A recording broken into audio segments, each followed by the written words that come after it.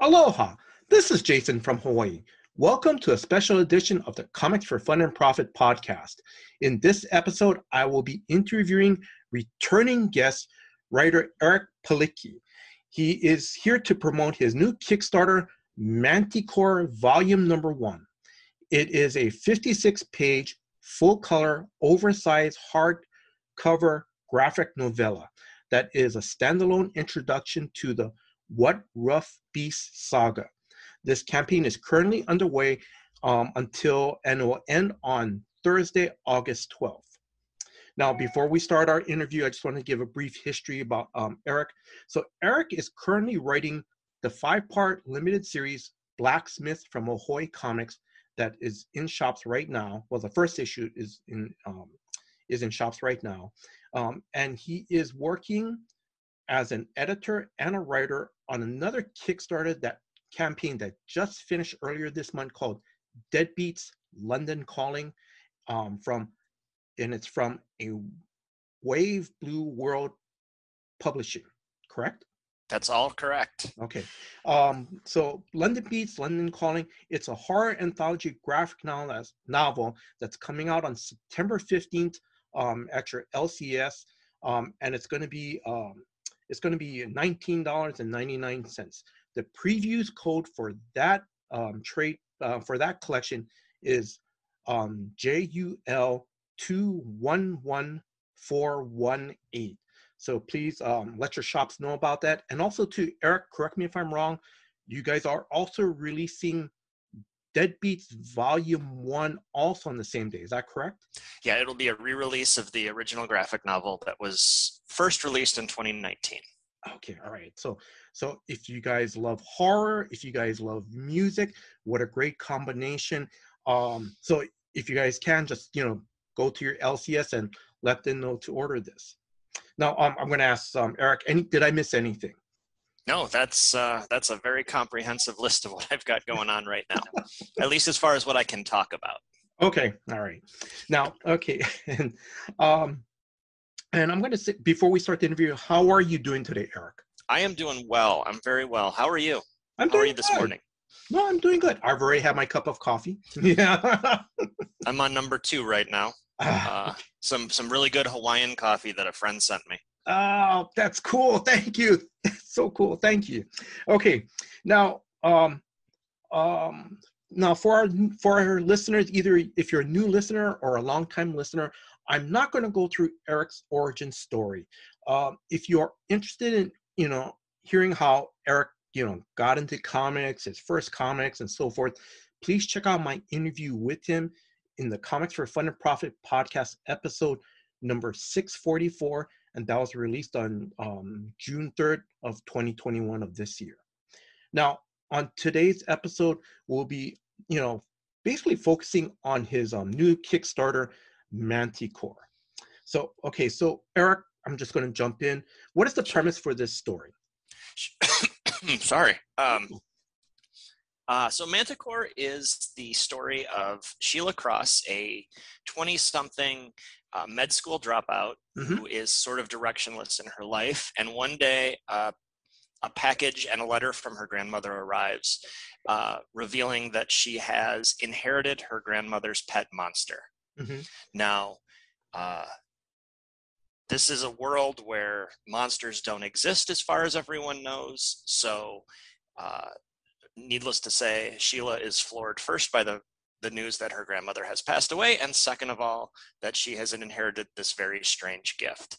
And of course, this opens up this whole new world for Sheila, and she has to kind of now unravel the mystery, not only of how her grandmother died, but also how her grandmother lived. Oh, that sounds pretty exciting. And then now, correct me if I'm wrong. So this introduction sounds like it's part of an epic story. How did you come up, with this incredible epic story? Sure. So I want to really reiterate to everyone that this is a standalone book. This is, if I never get to make a volume 2, if I never get to continue the story, then this is going to be a really satisfying read and experience for a reader. But by the end of the story, again, this is a world where most people don't know that monsters exist, and it opens up this world for Sheila and for her roommate Marla, and it would allow them and us to sort of explore that broader world that we introduced by the end. But again, I don't want people to think that they have to be in it for the long haul if they back this first Kickstarter. It is definitely, when you start picking at the threads of a small story like this, you definitely start to see the larger tapestry that you're building. Kind of, that's a mixed metaphor, but you kind of just sort of realize that there's so many more story threads that you can pull on if you want to. Mm-hmm. Oh, it just sounds exciting. It really is. Can I, off the cuff question, can I ask, were there any like writers, and I'm not talking about comic book writers, but like any science fiction authors, fantasy artists that inspired you to do this, to create Manticore? Sure. When I talk about writers that I really have loved and have really been an influence to me in terms of specifically fantasy, I most often talk about how I loved Ray Bradbury short stories as a kid. I love the easily consumable short stories of someone like Ray Bradbury or Harlan Ellison. And specific to Ray Bradbury, he wrote a lot of short stories that fed into these larger narratives. And that has really been an influence on this, where the Martian Chronicles are short stories, but they all sort of center around a unified theme, just to give you an example. And then in terms of just for this particular story, there's a lot of Neil Gaiman in terms of our relationship with fantasy that I really explore. That is so cool. Thank you very much for answering that question. Of course. Do you have, I'm just asking, I know you said this is, a standalone story. If you do continue on, with the What Rough Beast saga, do you have an idea how many books you might have in this series? I think that Sheila's story is five books of roughly the same size. These novella, easily consumable, not quite short stories, but the equivalent of like 2 comics issues. So that's a 10-issue story if you're thinking about it in terms of the typical floppy that you'd pick up at your LCS. That said, even in this first issue, there are at least 2 other supporting characters that I would love to give a little attention to. So, it's 10 issues, but maybe some spin-off opportunities. And of course, this is all pie in the sky right now. We're still working our way through funding of the first one. So I don't want to put the cart too far ahead of the horse. Oh, no, that's no problem.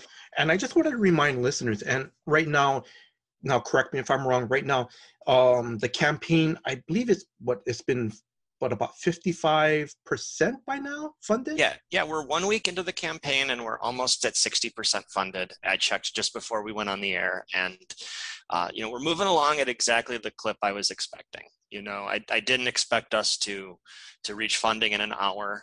I'm not a Veronica Mars reboot movie or anything like that. So, we're gonna do what we can. Yeah. I'm pretty confident we'll reach our funding goal. And then I've got some really cool, stretch goals in mind for if we can get to them before the end of the campaign, including, like I said, I want to do a little bit of exploration of those supporting characters. And I've got a couple little short stories that I'd love to put in the back of the hardcover. Oh, that's so cool. So listeners, please back this funding, because this campaign, because I want to see those short stories. And I do want to say, I keep referring to this as my book, and that's a faux pas. This is our book. This is very much Christopher Peterson, the artist collaborator that I'm working on. My partner in crime in this book is much a part of the design work and has made some recommendations about where we're taking the story. And it is definitely a collaborative effort, and it's our book. And Chris is doing the work of his career here, and I'm excited for everyone to see it. And then for our listeners, as Eric has mentioned, Christopher Peterson, he's the artist. And he also, now correct me if I'm wrong, he's worked on a couple other Kickstarters, like All We Ever Wanted and also Deadbeats. Is that correct? Yeah, he is. He's done some work with me as an artist for some of the books I've edited. All We Ever Wanted and the original Deadbeats. He drew stories in each of those. He's also worked on a couple of books for Dark Horse. He did a book called Grindhouse, Open All Night, with writer Alex DeCampi at Dark Horse, and has been involved in some other projects as well. Okay. And then also, let's see, I also want to mention that your colorist is DJ Chavez? Yeah, DJ Chavez, another former collaborator through the anthologies. He colored a story for us for the first Deadbeats again. He's also done some color work for Atomic Robo and elsewhere in the comics industry. So it's all industry veterans, all people I was really excited to tap to work with on this book. Our letterer is Matt Krotzer. He once again has done a number of books for Dark Horse, Image, a bunch of the stories in our anthologies with the Wave Blue World. That's pretty cool. All right. Now, I know you've done a number of Kickstarters, and I know, one of them was, and I'm just going to point out one of the recently miniseries Atlantis wasn't built for tourists. When it came out on Kickstarter, it was a graphic novel, and then it came out through Scout Comics as a 5-part miniseries. Now, my next few questions is kind of like one of those "how is the sausage made" questions. So, may I ask, how did you decide to go the Kickstarter route for, with most of your projects? How did that come about? Kickstarter gives people a lot of creative freedom.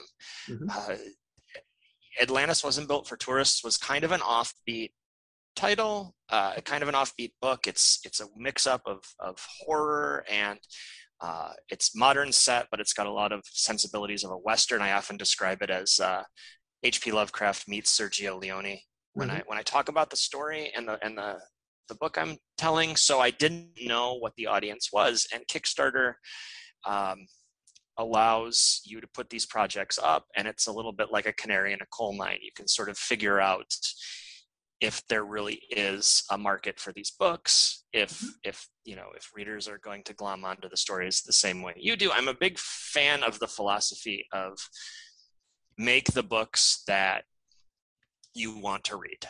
If you're a writer, if you're an artist, you make the work that you yourself would want to absorb. And Kickstarter is a good way to tell if you're not the only, make sure you're not the only one, right? To find your audience. And, Kickstarter is on pace. I've seen a couple articles floating around. It's already July, and they're on pace to have another record-setting crowdfunding year just in terms of comics. And it's like the third consecutive year where they've broken records. So it's definitely proof that there is a market for comics through Kickstarter. Yes, there is. And then also, may I ask, what are some of the challenges of doing a Kickstarter, and how did you overcome them? Well, so I work a full-time job, and I also have writing responsibilities. So the biggest challenge right now is organizing these campaigns and being able to do the marketing work, to do the legwork on social media and organize podcast appearances like this one, or articles on news sites, while at the same time, keeping all those other plates spinning. Yes. That's the big challenge. It's like having an extra full-time job on top of, whatever your normal responsibilities are. Yes. And then I have to ask this question. Packing and shipping. how, if you don't mind me asking, do you contract that out? Do you have it all come to your place? And you just have a pizza party or something. Exactly that last one, right? There's a company called Genesis that makes these wonderful cardboard mailers. I'm sure if you've backed a lot of Kickstarters, you've seen them. They're perfect cardboard mailers designed for sending graphic novels, and that makes it very easy. I bought a label printer and a scale. So that I can just go to stamps.com, or I use Indicia, which is a very similar service, and just print the labels and package them myself. And that way they're pre-labeled. You don't have to give your postal worker a heart attack when you walk in with 100 unlabeled packages at a time. It's, the number of books that we're moving, I'm not too concerned about this. Something like the Deadbeats anthologies, where we had nearly 1,000 backers on our first campaign. Wow. And A Wave Blue World was responsible for the fulfillment of that one. And I don't know what that was like. I don't envy Tyler over at A Wave Blue World for having to fulfill those. Okay. But I'm just gonna, and like I said, Eric, sorry, what you're doing with Kickstarter, it sounds great. It must sound fulfilling. I mean, it's hard work. Like you said, it's hard work, not only trying to get your creative team together, writing, other types of stresses, and it also includes also trying to do the PR work, literally the packaging and so forth. But my question is it really, it's going to sound like a stupid question, but is it really fulfilling in the end when you see them all go on and go, this is great? Oh, absolutely. And you see people share their excitement on social media when they actually receive the packages. And that's, it's people posting about mail day and these cool packages they got. And the nice thing about this is, I love the local comic store experience. And I've some of my best friends in the world I met because we used to hang out, or we would hang out on Wednesdays. And that's wonderful. But when you do these Kickstarter packages, you can throw in lots of little extras, pins and buttons and stickers. And it's like Christmas. It's this really cool experience where you get to open the package and find out, what cool extras did the creators throw in for you. Oh, yes. Because I've backed a couple Kickstarters, and it's so cool when you open something, it's like, I didn't expect this, because I didn't know that a certain stretch goal was reached. Because all I know is I just back it and I expect it in the mail. That's all it is. But it's so exciting.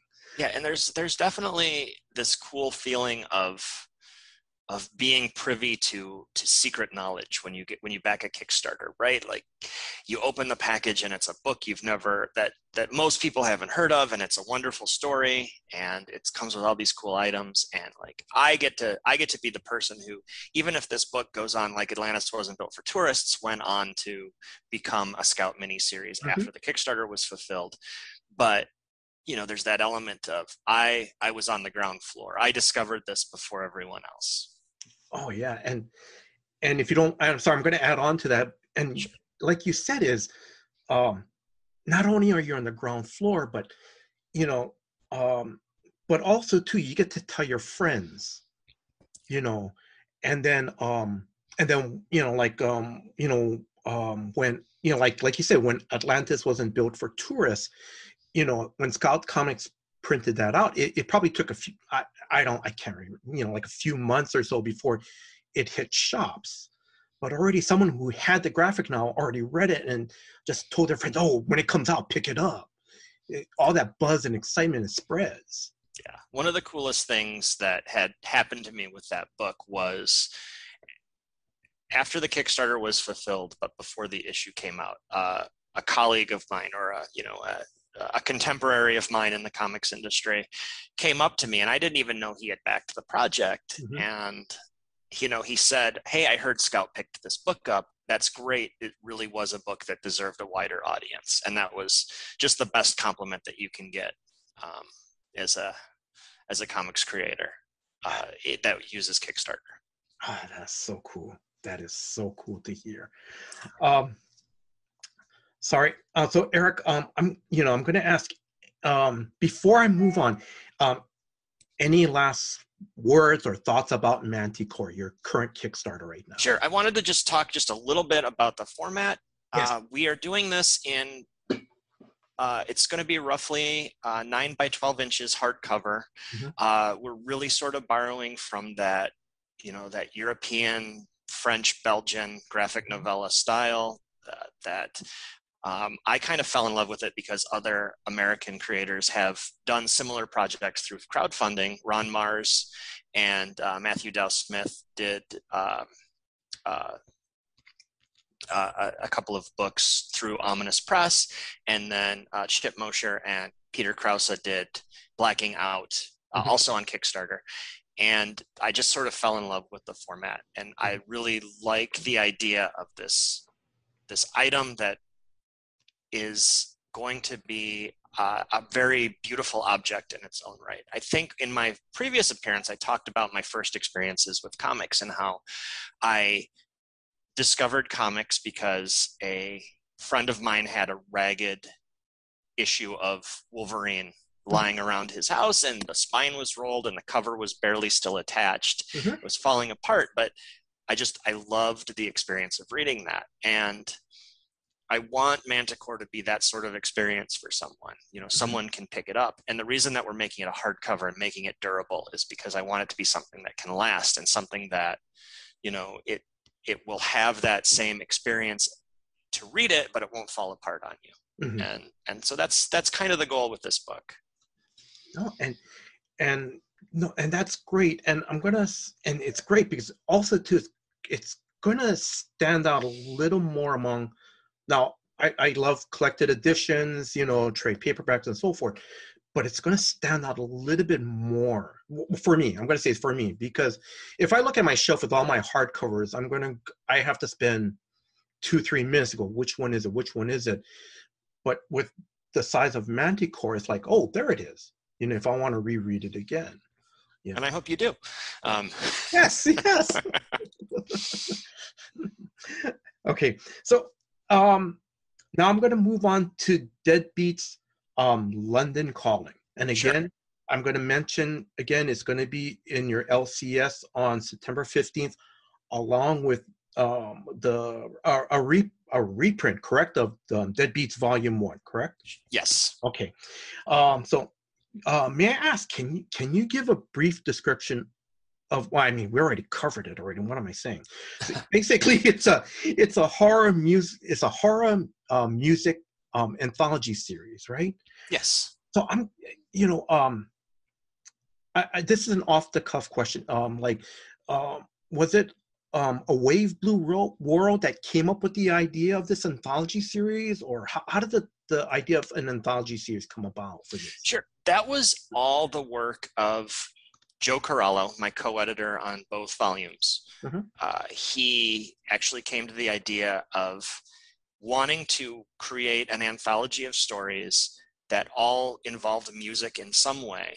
Mm-hmm. And the framing sequence that he envisioned for the book was similar to the Crypt Keeper in the old Tales from the Crypt stories, mm-hmm. but in this case, it would be a sort of mysterious proprietor of a record store, the mm-hmm. Deadbeats record store of the title. And so we created the shopkeeper. Her design was by Lisa Sturl, and it's just this pretty, this phenomenally creepy, somewhat mm-hmm. otherworldly monster who runs this record store. And as she's giving a customer, the reader, a tour around the record store, we use it to segue into all of these different musically themed anthology horror stories. Mm-hmm. Oh, that's pretty cool.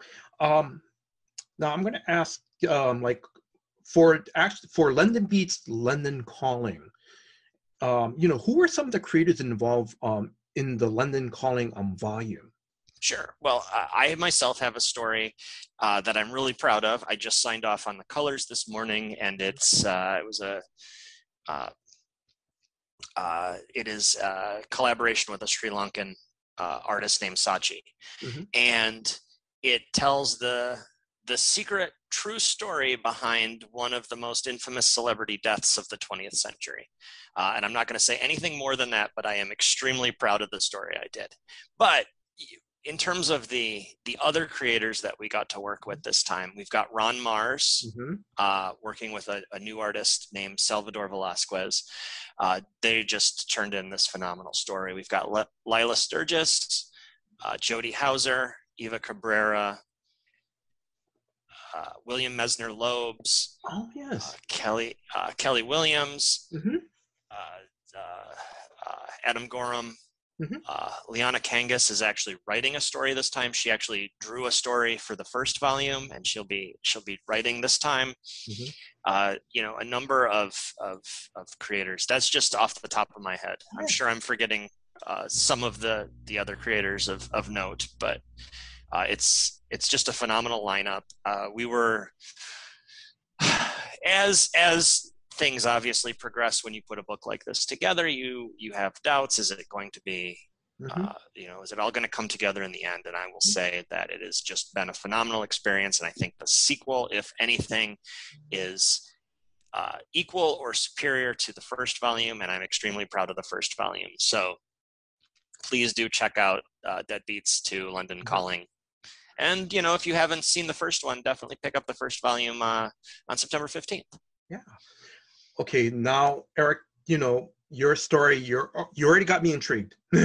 So when I get mine's in the mail, I'm definitely going to check that one out first and foremost, But yeah, that sounds so cool. Okay, I'm going to move on to Blacksmith, and feel free to talk more about that, but sure. I just only got maybe one or two questions. So if you don't, now I know, correct me if I'm wrong, Blacksmith issue number 1 came out, I believe, on July 7th. Yes. If you don't mind me asking, how are the sales for the first issue? Sales have been great. I don't have exact numbers. I know that Ahoy is very happy with the book. We've been seeing reorders. People are still talking about it. The reviews have been very good. You have a new book launch. You're always a little bit nervous about how it'll be received. But yeah, Wendell and I and the rest of the team could not be happier with how it's been received, both in terms of sales and in terms of the critical response. No, but yes, congratulations on that. And then now, according to my research, issue number 2 comes out on August 11th. With I'm going to try to pronounce the artist name, Liana Kangas cover, for one of the variant covers or something, or alternate. So Liana is doing the standard covers for the whole series. Oh, okay. Our variant cover for issue 2 is done by Steve Pugh. Oh, yeah. He's a artist on some other books for Ahoy, and stepped in to do this really phenomenal cover, this variant cover. The first issue variant cover was by Jamal Eigel, who is a pal of mine, and he also wrote a story for Deadbeats too. And shame on me for forgetting his name when I mentioned everyone who was in the book. But yeah, he turned in just a knockout first issue variant cover, so Steve Pugh is doing the variant for issue 2. The interiors are by Wendell Cavalcanti for the whole series. And then, like I said, Liana will be doing the covers. And I think I love all 5 of the covers that Liana produced, and each subsequent cover becomes my favorite as soon as she rolled it out. So issue 2 has just got a great cover. We introduced some further wrinkles in this sort of secret supernatural underground that exists in Los Angeles. We really kind of get into the meat of the story that we're telling with issue 2. So listeners, if you guys get a chance, please pick up the Blacksmith limited series. I've read the first issue. I read the advanced copy of the first issue. I love it. And seriously, I can't wait to read issue number 2. Yeah, there's just for the listeners who may not have listened to our previous discussion, Jason, it's a supernatural noir detective story about a PI who also happens to be a werewolf, who has years ago abandoned that supernatural side of herself. And then a case pops up that sort of makes her question whether she needs to re-enter that world to take on this case of a lifetime. Okay. Eric, thank you very much thank you very much for letting our listeners know what the series is about. Thank you very much for that. Okay, so next part of the interview, I'm going to start asking fun questions. Sure. You already saw one of the questions already. How did you and your sister get invited to the X-Men Hellfire Gala? So Adrienne got the invite first, and she basically took me as a +1, and Marvel was very cool with that on account of, I had written a story for them a few years ago for a book called Guardians of Infinity, so there was at least that tenuous Marvel connection. And of course, this is not how I imagined what I imagined my glorious return to Marvel Comics would be, but I'll take it. I appeared in X-Core #2, written by Teenie Howard. I'm not sure. Teenie is an acquaintance of mine, and I'm not sure if she even knew I would be in the book, but there I was, Adrienne and I both. Okay, I'm sorry. This is an off-the-cuff question, because when you said that Adrienne got the invitation first, how is that possible? You're a comics book writer. Well, I mean, she's a superhero, though. She's Mockingbird, so she got to go by virtue of her involvement with the Agents of S.H.I.E.L.D. Mm-hmm. So and don't she's primarily known for that part of her life, but we co-wrote a book together, so she's dipped her toes in the comic book writing world as well. That's true. Yes, that is true. Okay. My next question is, how big is your comic book collection? I have a lot of graphic novels. I have a lot of collected editions. I have a whole room devoted to the collected editions. I recently got involved in starting to pick up a few, key issues from a collector's standpoint, mostly sort of spurred by the pandemic and just needing an additional hobby on top of the all the other plates I keep spinning. So I've been picking up books that have that are collectible but have personal meaning to me. Kitty Pryde is my favorite X-Men.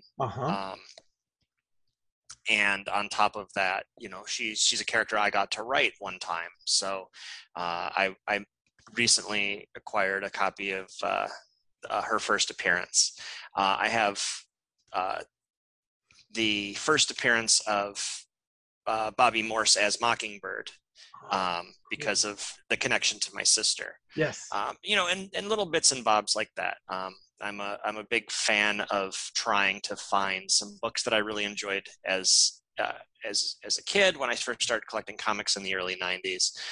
So I've been kind of picking up the collectible variant, like the gold cover of Wildcats #1, things like that. Wow. Then correct me if I'm wrong, for the first appearance of Kitty Pryde, I know you said you got that first issue. Correct me if I'm wrong. That was X-Men 129? Yes. Okay. If you don't mind me asking, was that already slabbed or was it raw? No, they're unslabbed, and they're not great. The quality's not great, but it's not something I'm collecting to eventually resell and put a down payment down on a house. But it's just something that I wanted because of my personal connection to it. Yeah, no, I understand. Yeah, I understand. It's kind of like, it's like that, like you say, it's a personal connection, and it's a little bit of that nostalgia. Like you said, that Kitty Pryde is your favorite character. Oh, yeah, that's so cool. Let's see. I'm going to ask, I'm going to start wrapping this up. Sure. Do you want to promote any of your friends' Kickstarters that are either just started or will be starting soon? There are a lot, and Yes. I am terribly afraid that I'm going to forget some people. But currently, my friend Kevin Powers is running a Kickstarter for the second volume of his Patriot One graphic novel. Mhm. A sort of new publisher on the scene, Black Box Comics, is running a Kickstarter for their first graphic novel, and I definitely recommend people check that out. Mhm. Those are two off the top of my head, and there will be a number of others that I am certain, again, that I'm forgetting. But I guess, I'm a lover of Kickstarter, so I would recommend people just keep tabs on me on Twitter, Mhm. because I retweet everything that I back. Mhm. Yes. Okay. One more is Bob Sally is doing a Kickstarter for his Twilight Tavern series through SourcePoint Press. Definitely want to check that one out if you're a fan of science fiction. If you like Star Wars, you should definitely check out Bob Sally's work with SourcePoint. And that's on. Is it currently on? Is that campaign currently on right now? Yeah, it started, I think, the same day as mine. Okay. So. Okay. No, because now I may back that one too. Okay. All right. So when you mentioned about the people follow you on Twitter regarding the Kickstarters that you back, it's a perfect segue. Can you promote your social media platforms? Sure. I'm on Twitter and Instagram at Eric Palicki. Definitely sharing a lot of Manticore art and news as we go through this next month. But after that, we'll return to, more regularly scheduled nonsense about Blacksmith and, just, snarky commentary about the comics industry at large. All right. Eric, thank you very much. Any last words to our listeners? I just want to say, please check out Manticore, but also I really appreciate anyone who checks out my work in any way, in any fashion, whether it's digitally, whether they buy it at their LCS. I'm, really proud of the work that I've been producing lately with my friends. That's the best part about comics is I get to wake up and work with my friends all day. And I just want to say, speaking of my friends, thank you so much, Jason, for having me back in such short order. I really enjoyed talking with you about comics. No, actually, Eric, Eric, no, thank you thank you very much. Thank you very much for coming back. Thank you for your time. Just thank you very much. Eric, I wish you all the success for Manticore, Blacksmith, and Deadbeats, the reprints of Deadbeats Volume 1 and London Calling. So, and Eric, like I said, again, just, mahalo. Thank you very much for coming back on the show. Thank you very much. Well, mahalo for having me, of course. I hope I'm using that correctly. I don't want to. No, actually you are. Mahalo means thank you in Hawaiian. So okay. That's perfect.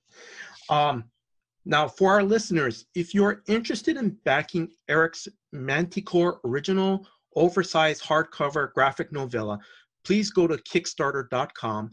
The campaign ends on August 12th. Also, too, his unlimited series, Blacksmith #2 from Ahoy Comics, should be in your shops on August 11th.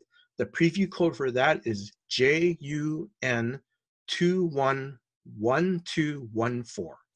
And also too, I'm not going to forget this one too.